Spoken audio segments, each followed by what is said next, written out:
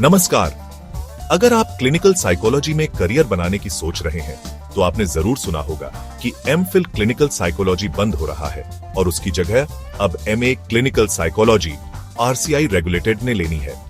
ऐसे में स्टूडेंट्स के मन में कई सवाल उठते हैं। क्या एमए कमजोर विकल्प है?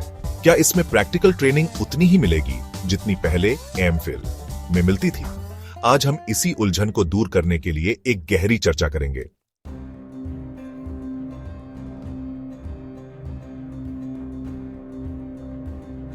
सबसे पहले समझते हैं कि एमफिल क्लिनिकल साइकोलॉजी होता क्या था। कई दशकों तक एमफिल एक मुख्य प्रोफेशनल डिग्री रही है जो स्टूडेंट्स को क्लिनिकल साइकोलॉजिस्ट के रूप में ट्रेन करती थी। यह 2 वर्षीय प्रोग्राम था जिसमें theory, practical clinical training, case studies, thesis आदि शामिल होते थे। भारत में इस डिग्री को आरसीआई द्वारा मान्यता प्राप्त थी जो प्रैक्टिस के लिए अनिवार्य लाइसेंस देती है। लेकिन फिर आया एनईपी 2020 नई शिक्षा नीति जिसने सभी एमफिल प्रोग्राम्स को बंद करने का निर्णय लिया। नतीजतन एमफिल क्लिनिकल साइकोलॉजी भी बंद की जाने लगी और स्टूडेंट्स हैरान रह गए।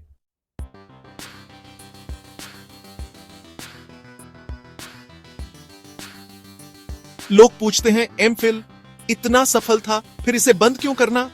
एनईपी 2020 का मकसद था अकादमिक संरचना में बदलाव करके 4 वर्षीय बैचलर सिस्टम और डायरेक्ट मास्टर्स व पीएचडी जैसे विकल्पों को बढ़ावा देना। यूजीसी ने भी सिफारिश की कि एमफिल को हटा दिया जाए ताकि रिसर्च फोकस सीधा मास्टर्स से पीएचडी की ओर जाए। आरसीआई को भी अपने पाठ्यक्रमों को एनईपी 2020 के अनुरूप बदलना था जिससे यह नया MA clinical psychology RCI regulated अस्तित्व में आया।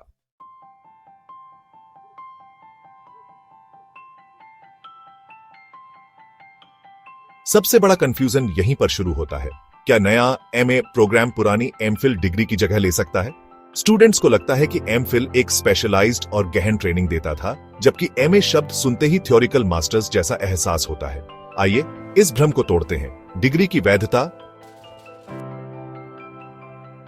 नए एमए क्लिनिकल साइकोलॉजी प्रोग्राम को भी आरसीआई ने मान्यता दी है।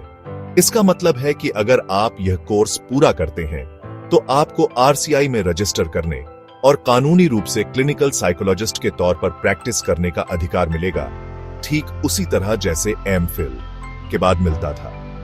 प्रैक्टिकल ट्रेनिंग आरसीआई गाइडलाइंस के अनुसार एमए क्लिनिकल साइकोलॉजी में भी क्लिनिकल एक्सपोजर अपरिवर्तित रखा गया है।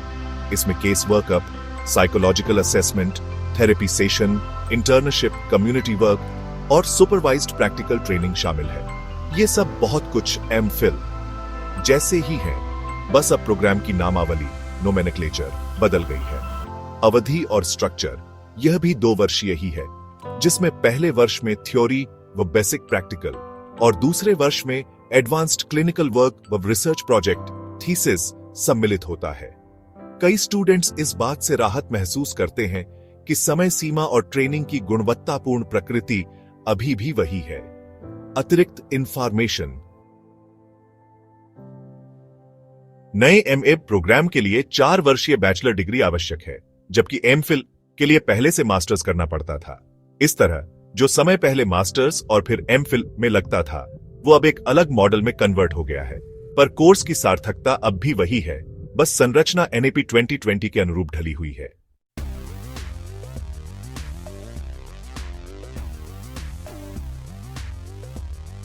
कई लोगों को अभी भी लगता है MPhil high level professional degree थी जबकि एमए सिर्फ एक मास्टर्स है।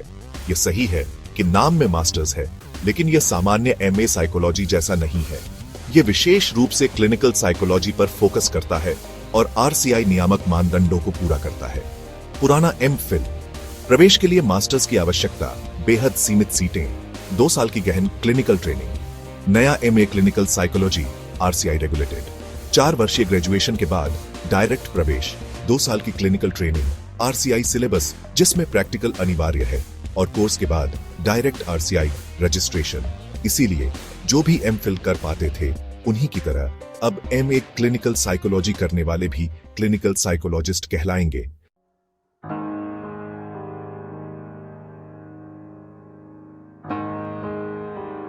यह स्वाभाविक सवाल है कि अचानक एमफिल बंद करने से क्या विद्यार्थियों का नुकसान होगा।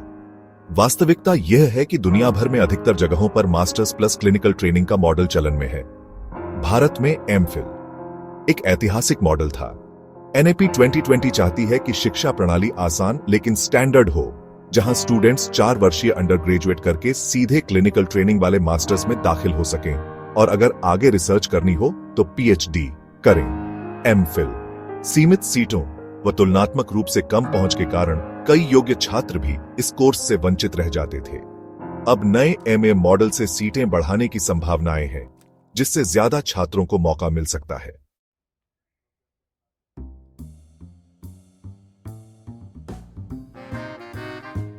सबसे बड़ी चिंता यह होती है कि पहले लोग एमफिल के बाद आसानी से हॉस्पिटल, प्राइवेट प्रैक्टिस या गवर्नमेंट जॉब में जा पाते थे।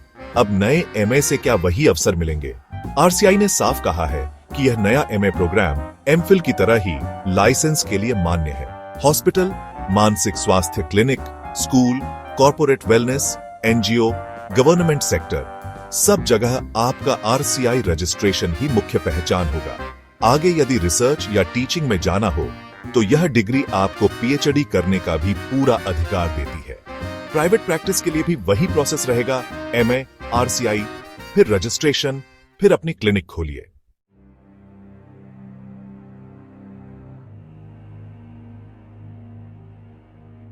अब जब एमफिल की जगह एमए ही विकल्प है तो चुनते समय ध्यान रखें आरसीआई मान्यता। जिस यूनिवर्सिटी या इंस्टीट्यूट में आप दाखिला ले रहे हैं वह आरसीआई से मान्यता प्राप्त हो।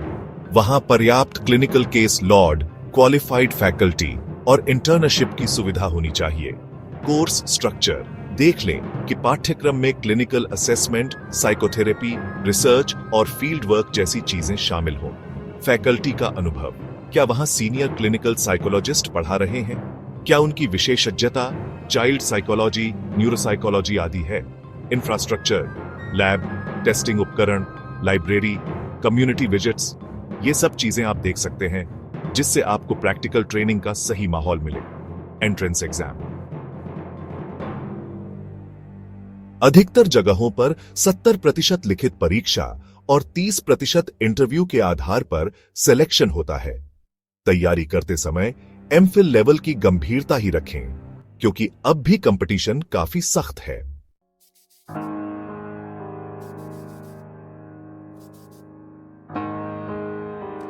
स्टूडेंट्स को एमफिल के बंद होने का अफसोस है, क्योंकि यह भारत में क्लिनिकल साइकोलॉजी की एक प्रतिष्ठित डिग्री रही है। लेकिन असल में आरसीआई ने एमफिल से मिली सारी अच्छी बातें, गहन clinical training, thesis, case work आदि सबको एमए प्रोग्राम में समाहित किया है। कोर्स की गहराई कम नहीं हुई, कानूनी मान्यता पहले जैसी ही अनिवार्य और बरकरार। रोजगार के मौके एमफिल के समय जितने थे उतने ही शायद उससे ज्यादा बने रहेंगे, क्योंकि मांग बढ़ती जा रही है। तो यदि आपको लग रहा है कि एमए एक सामान्य मास्टर्स है और एमफिल ज्यादा प्रोफेशनल था, तो यह समझ लें कि यह नया एमए सामान्य मास्टर्स बिल्कुल नहीं है। इसे आरसीआई ने स्पेशली डिजाइन किया है ताकि आपकी प्रैक्टिकल और क्लिनिकल स्किल बिल्ड हो।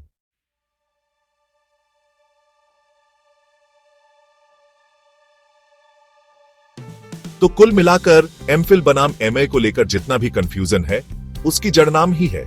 लेकिन सही मायनों में नए MA clinical psychology RCI regulated ने एमफिल की जगह ले ली है और यह कोर्स आपके लिए उतना ही प्रभावी है, बशर्ते आप किसी मान्यता प्राप्त संस्थान से करें और आरसीआई में रजिस्टर हो।